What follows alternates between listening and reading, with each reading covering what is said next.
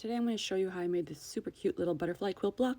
I absolutely love how it turned out, and if you stick around to the end, I'll show you what I did with my block. I didn't have a pattern for this, so I just kind of made my own, drew it out, and wrote down my measurements. I have all my pieces cut out here and laid out on my design board the way I want to put them together. If you want the instructions for this, you'll find them in the description box below, and also details where you can download your own copy of that. It's nothing fancy. But I'm going to start with all my snowball corners first.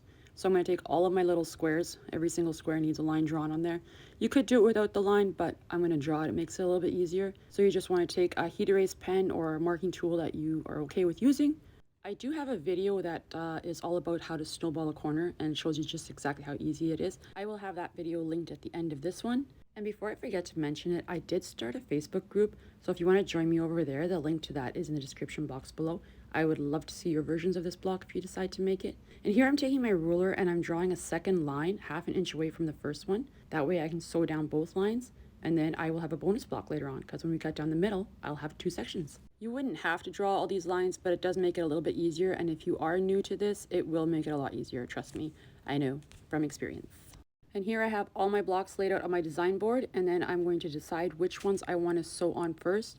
And then I'm going to make sure that they're all lying in the right direction, that my lines are going the right way, because I don't want to have those lines going towards the inside of the block. You want them going from outside edge to outside edge. And I will usually start with my smallest pieces because, well, it's the hardest, and I like to get the hardest part over as quickly as possible. If you don't have a design board, just lay them out on your table and then just try to keep them organized. I'm bad with getting my blocks mixed up, so I do try to use my design boards as much as possible because it's easier for me to move them from one spot to the other.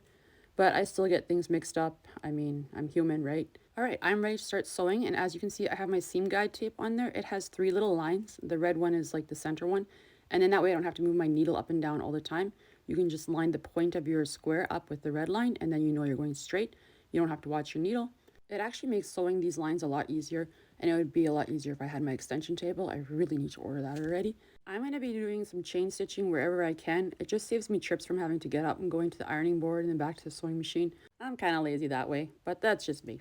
All right, I'm going to heat set all my seams first, and then I'm just going to take my scissors and cut an approximate 1/4 inch seam. Doesn't have to be 100% here. Then I'm just going to flip open my corners and press them, and then I will go and do the next ones. But before I do the next ones, I will once again lay them out on my design board and make sure that I have everything in the right spots, because I don't want to accidentally get stuff mixed up. So now I'm going to do those bigger ones on the top there and making sure I sew 2 lines, and then I'm going to do 1 square on the bottom because you need to cut that one before you do the other one.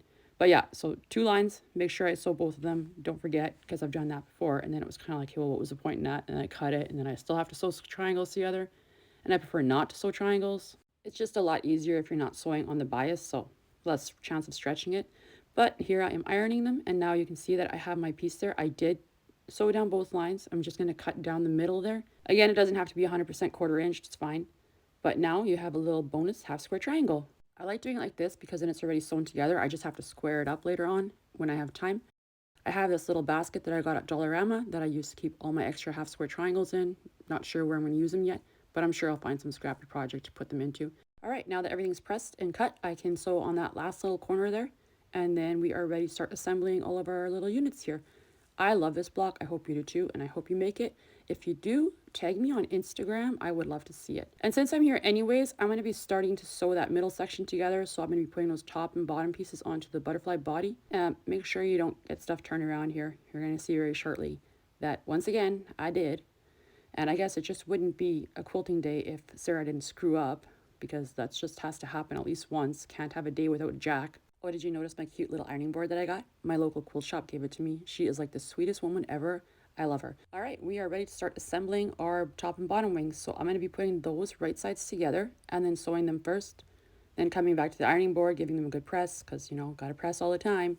And then we are ready to sew the middle section in, and then our body will be done. When you're sewing the top and the bottom wings together, you just want to make sure that when your snowball corners here are, that they line up nicely, because otherwise it's going to look a little, well, weird. So just try to make sure you have that lined up nicely. And it is a little bit bulky with all those seams, so just go slow. And then we're going to iron it, and you can see that it doesn't match 100%, but that's not enough for me to rip it apart. I'm okay with that. I can live with that little bit there. No problems. And okay, this is like where I should have really double checked, because I'm all like, yeah, lay this right sides together and sew it down, which is true. But I didn't double check that I had my middle section right. So now you can see it looks really stupid. It doesn't line up properly. So I will go find Jack, rip that apart, and then fix it. And I don't like how wide that body looks, so I think I'm going to trim it down to, I want it a little bit thinner. But I fixed everything, sewed it together, and there you can see it's all done. Now I'm going to grab my new big fancy ruler that I got and square it up. This should be measuring 8.5 by 8.5 at this point. And I just have a tiny little bit there on one of my snowball corners, so I'm guessing I didn't do an accurate sewing job there. But it's nothing big, and I am making sure that it's not because the block isn't lying flat, so I will double check before I actually cut, because I don't want to cut it off when it was just bunched up or something. So just double check if you need to. And then I just cut 2-inch strips and sewed them on there as a border. And then I'm just going to make this into a little wall hanging.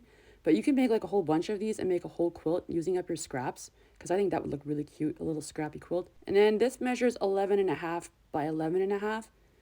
Yeah, I know it's a little bit of an odd size. I didn't have enough fabric to do 2.5-inch strips, so I couldn't make it a 12. But I was trying to use up scraps because, well, I have scraps and then I don't want to throw them away. But here it is, all done, binding on. I had this super cute ombre fabric that I bought for my daughter's quilt that I had some left over. And I think it just looks so good because you got like a little bit of light purple on that one corner there, and then it kind of goes into the dark and it fades. Well, I hope you really enjoyed this, and I hope you make one of your own. And thank you so much for watching.